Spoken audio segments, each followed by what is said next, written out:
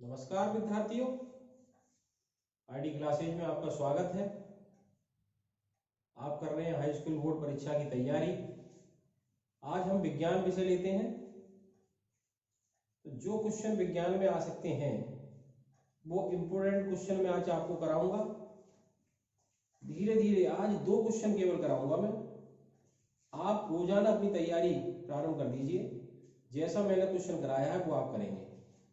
आप अपनी नोटबुक लेके तैयार रहें। मैं क्वेश्चन बताऊंगा, वो क्वेश्चन नोट करेंगे आप और रोज के रोज तैयार करिए। 100% परीक्षा में ये आएगा, इसी में से आएगा जो मैं बता रहा हूँ। और पूरी तैयारी के साथ आपको फुल मार्क्स लाने हैं, ऐसी तैयारी आपको करनी है। आइए, तो आपका जो विज्ञान का पेपर है उसका पूर्णांक 70 होता है। 70 में 3 पार्ट होते हैं। आज हम पहला पार्ट ले रहे हैं, पार्ट फर्स्ट भौतिक विज्ञान, जो कि 25 अंक का आएगा। इसमें पहली यूनिट प्रकाश की है जो 12 अंक की आएगी। दूसरी यूनिट विद्युत की है जो 13 अंक की आएगी। यूनिट प्रकाश जो है उसमें 2 चैप्टर आपको करने हैं। पहला है प्रकाश और दूसरा है रंग बिरंगा संसार और मानव नेत्र। तो आज प्रकाश में से 2 क्वेश्चन आज मैं लूंगा। पहला क्वेश्चन आपको तैयार करना है, प्रकाश का परावर्तन किसे कहते हैं। इसको नोट कर लो आप, मैं इसको समझाऊंगा। अगर अधिक डिटेल से पूरी स्टडी करनी है तो आईडी क्लासेज की अन्य वीडियो आप देखें। आज मैं पेपर के हिसाब से ही केवल बताऊंगा। तो प्रकाश का परावर्तन किसे कहते हैं और इसके नियम क्या है, इस पर डिस्कशन करते हैं। जब कोई प्रकाश किसी चिकने तल पर गिराया जाता है तो इसका अधिकांश भाग वापस लौट जाता है। तो इस तरह हम कह सकते हैं, किसी चिकने तल पर प्रकाश के गिरने के बाद जो प्रकाश वापस लौट जाता है, ये पूरी प्रक्रिया क्या कहलाती है? परावर्तन कहलाती है। तो आपकी समझ में आ गया परावर्तन किसे कहते हैं। यानी कि कोई चिकना तल है, देखें आपको, ये दर्पण है, मानो कोई भी चिकना तल हो सकता है। ये दर्पण है। दर्पण अवतल, समतल, उत्तल कोई भी हो सकता है। उसका एक पृष्ठ चिकना तल होगा।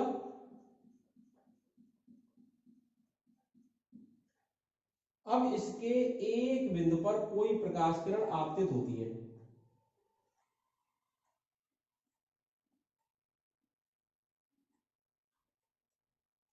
ये इसका अवलंब है, इस दर्पण से 90 अंश का कोण है।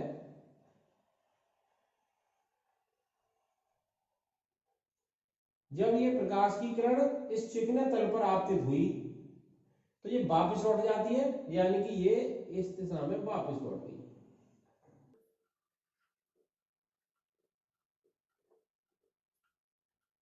ये मानो O बिंदु है, ये A। तो O A एक प्रकाश की किरण है, ये O बिंदु पर आपतित होती है और परावर्तित होकर O B दिशा में चली जाती है।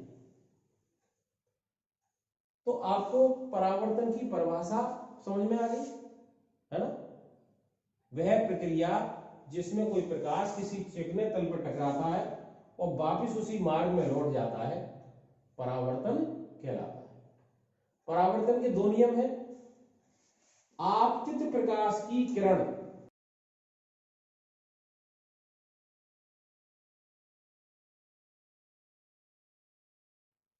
यानी आपतित किरण है, ये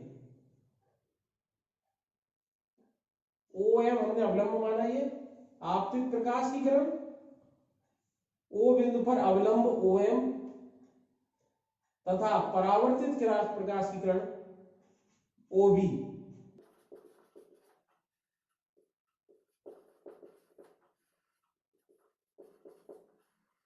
एक ही बिंदु पर मिलती है।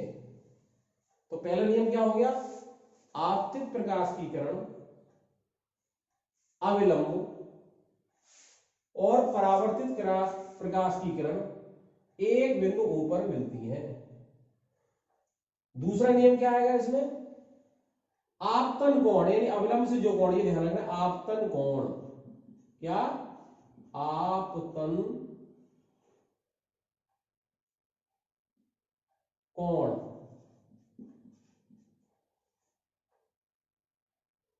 ये इधर का कोण होगा वो परावर्तन कोण,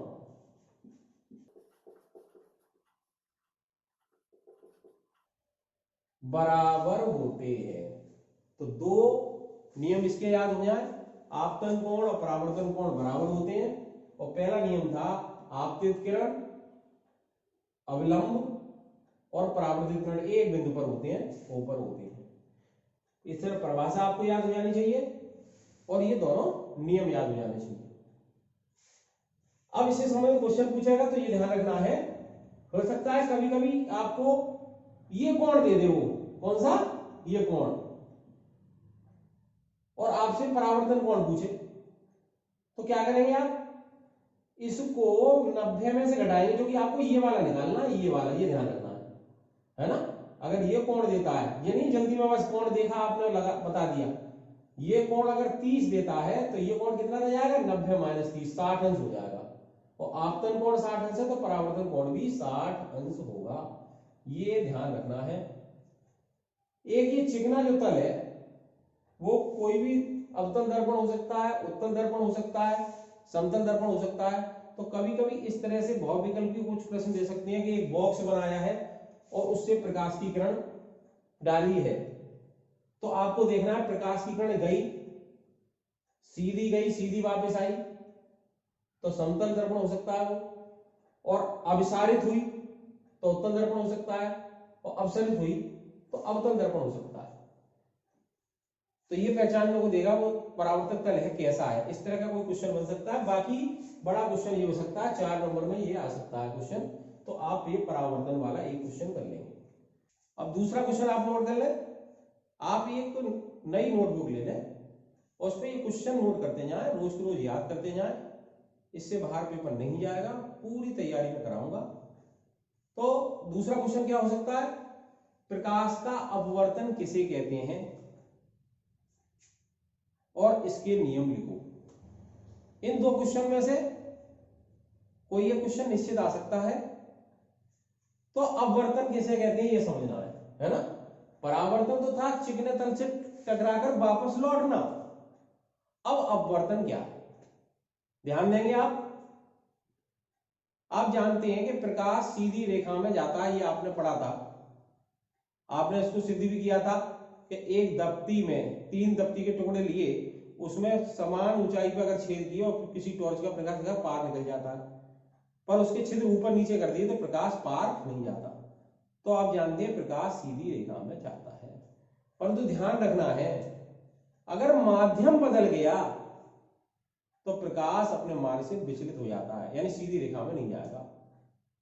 आप प्रकाश वायु में भेज रहे हैं सीधा चला जाएगा, पर माध्यम बदल गया, वायु से कांच में जा रहा है, सामने कांच आ गया, तो आप समझे सीधा जाएगा, सीधा नहीं जाएगा, अपने मार्ग से विचलित हो जाएगा। तो अपवर्तन क्या होता है यही समझना है।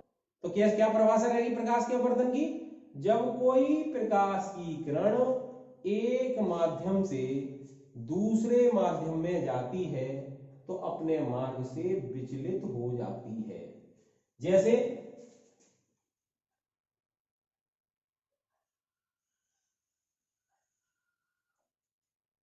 ये कोई एक माध्यम है,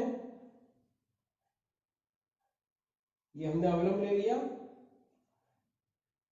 ये ऊपर मान लो वायु है, नीचे कांच हो सकता है, जल हो सकता है, दूसरा माध्यम हो सकता है, हमने ये मान लिया माध्यम ए, कोई भी माध्यम हो सकता है, माध्यम बस अलग अलग है, ये ध्यान रखना, ये माध्यम ए है, ये माध्यम बी है। जब कोई प्रकाश की किरण चल रही है तो ये सीधी आएगी इस माध्यम में, तो ये आपकी एक प्रकाश की किरण जा रही है ओ ए,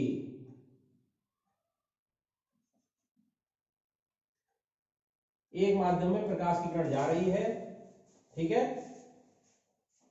यहां माध्यम बदल गया, ये आपका अवलंब था, यहां माध्यम बदल गया, अब प्रकाश की किरण सीधी ना जाके अपने मान से विचलित हो जाएगी।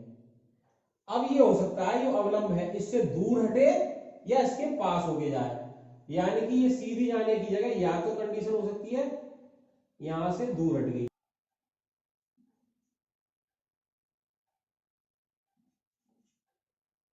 ये आई थी इस दिशा में जाना था और दूर हट गई। जब दूर हटती है तो समझना ऊपर जो माध्यम ए है तो वो सघन है। कैसा है? सघन। और दूसरा माध्यम है वो कैसा है? विरल है। विरल, जिसमें प्रकाशीकरण दूर हट जाती है। अभी दूसरा चित्र बनाएंगे, उसमें ऊपर माध्यम विरल लेंगे, विरल से अगर किरण आ रही है तो अवलंब के पास झुकेगी, इसलिए वो सघन माध्यम होगा।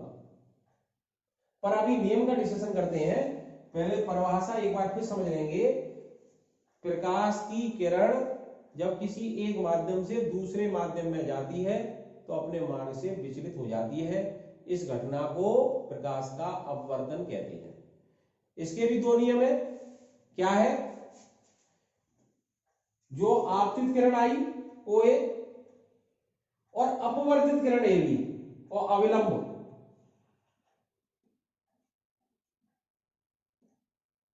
तीनों एक ही बिंदु पर होते हैं। इसमें भी उसी तरह या आपतित किरण, ये क्या हो जाएगी? आपतित किरण।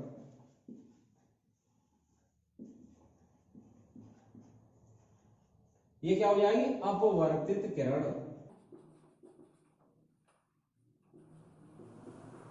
आपतित किरण, अविलंब और वर्तित किरण एक ही बिंदु पर होते हैं। दूसरा नियम समझना है इसमें, ये जो कोण बनाया अवलंब से, ये ध्यान रखना, कोण अवलंब से ये आई कोण है और ये अवलंब से इस साइड ये माना जाएगा ये आर कोण है। तो ये माध्यम है एक माध्यम से दूसरे माध्यम के सापेक्ष।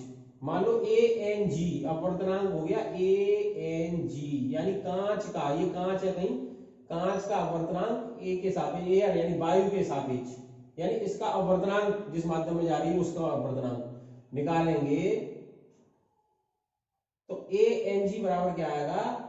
इसका जो कोण है आई है ना, आई कोण है और ये आर कोण है, ये क्या होता है? इनका ज्या यानी साइन आई और बटे साइन आर का मान नियतांक के बराबर होता है, जिसे अपवर्तनांक कहते हैं। ए एन जी बराबर sine I upon sine R. तो दूसरा चित्र भी समझ लेंगे आप।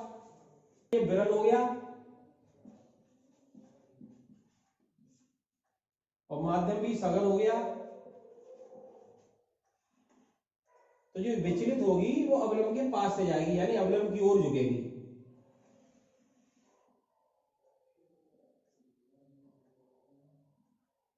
ये कोण आर हो गया, तो वो तो रहेगा sine I upon sine R. माध्यम क्या क्या उसके अनुसार ये आ जाएगा ए एन जी की जगह, परंतु अपवर्तनांक बराबर साइन आई बटे साइन आर। साइन आई और साइन आर का अनुपात नियत रहता है। आपतन कोण की ज्या बोली जाती है साइन आई, अपवर्तन कोण की ज्या यानी साइन से बोलते हैं आर का अनुपात नियत रहता है। एक बार फिर इसकी परिभाषा समझ लेंगे। अपवर्तन की परिभाषा क्या है? जब कोई प्रकाश की किरण एक माध्यम से दूसरे माध्यम में जाती है तो अपने मार्ग से विचलित हो जाती है। नियम क्या पढ़ेंगे? आपतित किरण, अपवर्तित किरण और अविलंब तीनों एक ही बिंदु पर होते हैं। आपतन कोण की ज्या अपवर्तित कोण की ज्या के अनुपात एक नियतांक के बराबर होता है, जिसे अपवर्तनांक कहते हैं। ये आज दो क्वेश्चन मैंने बताए, परावर्तन और अपवर्तन, ये ठीक से याद हो जाए। अब आपको न्यूमेरिकल इसका जो आता है ना, अपवर्तनांक निकाला गया sine I upon sine R, तो इसमें भी वो क्या देता है? ये वाला कोण दे दिया, मान लो इधर ये वाला कोण दे दिया, तो क्या करेंगे? 90 में से घटाना पड़ेगा। ये ध्यान रखना आई कौन सा होगा। अवलंब से कोण चाहिए और यहां भी अवलंब से कोण चाहिए, है ना। तो ये भी 90 में से घटाएंगे और ये भी 90 में से घटाएंगे, तब इधर का कोण निकलेगा। ये ध्यान रखना न्यूमेरिकल, बस इतना न्यूमेरिकल आएगा, ठीक है। साथ में कुछ सूत्र और आज विचार कर लेंगे। तो एक सूत्र आपका आता है, जैसे ए एन जी दिया है और जी एन निकलवाया है, यानी कि ये लिखने का तरीका क्या है? वायु के का अपवर्तनांक कांच के सापेक्ष, यहाँ है कांच का अवर्धनांक वायु के सापेक्ष, जो बाद में लिया उसका अवर्धनांक है। अगर ये निकालना तो उल्टा हो जाता है, जी एन ए बराबर 1/a_n_g, ये ध्यान रखना है। एक सूत्र और याद रखना है यहाँ, a_n_g बराबर, अब वायु मतलब चाल के हिसाब से देंगे तो ये एयर जो इधर आ रही है वायु में प्रकाश की चाल,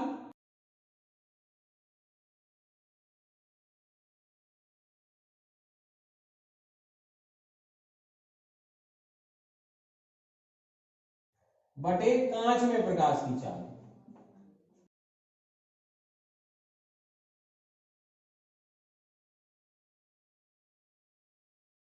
एक सूत्र और रखना है, a_n_g बराबर 1/sin_c। सी जो होता है वो क्रांतिक कोण होता है। क्या होता है? क्रांतिक कोण। यहां सी क्या है? क्रांतिक कोण।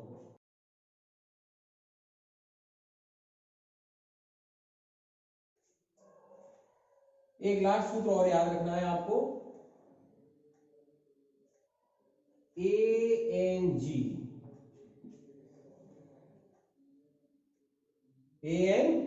कांच का अवर्तनांक वायु के सापेक्ष। अब जो आया वो शुरू होगा और कोई तीसरे के सापेक्ष होगा, तीसरे का होगा इसके सापेक्ष, जी एन डब्ल्यू। और जब डब्ल्यू आ गया तो डब्ल्यू एन और पहले वाले के साथ ए बराबर 1 होता है। जो कुछ सूत्र याद रखेंगे जिससे आपके न्यूमेरिकल किए जा सकते हैं। आज मैंने जितना बताया उसको ठीक से याद कर लेंगे, बहुत कम समय में अच्छी तैयारी आप कर सकते हैं। 2 क्वेश्चन ये तैयार करेंगे, जब तैयार हो जाएंगे तब आगे बढ़ेंगे। अगली वीडियो में आगे के क्वेश्चन डिस्कशन करेंगे। ये 2 क्वेश्चन तैयार करके आप रख दीजिए। आपकी कोई समस्या हो तो आप कमेंट बॉक्स में लिखकर भेज दें। आपको नोट्स की आवश्यकता है तो हमारी जो वेबसाइट है आईडी क्लासेज की, उस पर नोट्स उपलब्ध हैं। आप अपने प्रश्न न्यूमेरिकल आज आप कमेंट बॉक्स में लिख दें, आप पूछ सकते हैं। आप लोग ये तैयारी प्रारंभ कर दीजिए। धन्यवाद।